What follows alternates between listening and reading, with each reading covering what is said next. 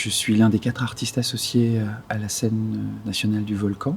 J'ai eu l'occasion de présenter ma première pièce, de représenter ma première pièce qui date de 2019, qui s'intitule Le Corps des Songes. Le Corps des Songes est une pièce que moi j'appelle une fantaisie lyrique, parce qu'il y a la musique qui est très présente, en forme d'autofiction.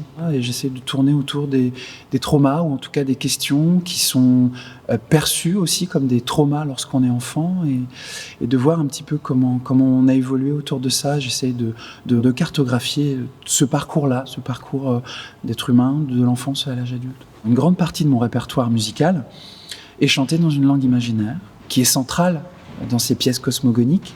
Le Corps des Songes, Christo ensuite, qui est la pièce de 2021, et Frères de lait, qui est cette nouvelle pièce que je prépare et dont la première aura lieu au Volcan en novembre.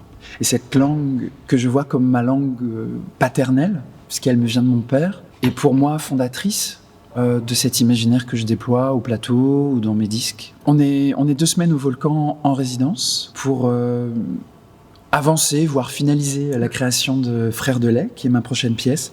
Et là, je pars de cette question de la place de l'enfant dans la famille pluriculturelle. Moi, je viens d'une famille pluriculturelle. Une partie de ma culture, donc celle de mon père, m'a été transmise de manière très morcelée, très fragmentée, puisque mon père, par souci d'adaptation, a refusé de nous apprendre sa langue maternelle, qui est la langue tamazigh, qu'on appelait avant berbère, la langue berbère. Et ce qui m'intéresse ici avec Frères de lait, c'est de m'emparer de ce terme que j'ai souvent entendu, de Frères de lait, que j'ai toujours trouvé très beau et très mystérieux, et qui fait partie intégrante de la culture amazigh, mais de la culture aussi musulmane et maghrébine. Cette idée de fratrie qui se forme à partir de ce fluide magique, moi, me parle beaucoup. C'est la première fois que j'invite 2 artistes avec moi au plateau, qui vont chanter, danser.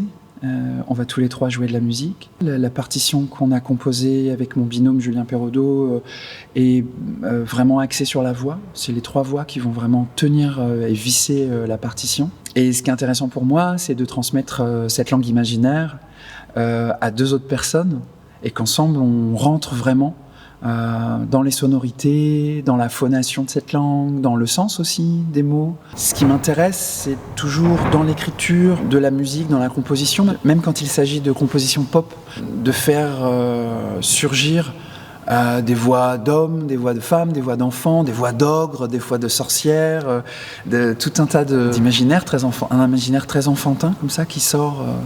Et là, ce qui m'intéresse d'inviter Julien Ferranti et Myriam Jarmache, c'est de travailler. Julien aussi chante aussi dans les aigus. Myriam, étant mezzo-soprano, va vers des voix dites d'hommes, même si je ne sais pas vraiment ce que ça veut dire. Et on s'est amusé sur la partition à faire naviguer un peu nos 3 voix vers des genres différents, si tant est qu'il y ait encore une fois un genre vocal. Il y a une collaboration artistique à l'endroit de la danse avec la chorégraphe Tatiana Julien, qui a travaillé ces dernières années sur le rituel funéraire. On travaille ensemble sur cette résidence au Volcan pendant 2 semaines. Aussi sur cette approche, et de voir comment cette physicalité peut enclencher la voix d'une manière que je n'ai pas encore explorée. Nous jouerons les 2 premières dates, les 5 et 6 novembre, dans la grande salle du Volcan. Parfait. Merci. Merci beaucoup.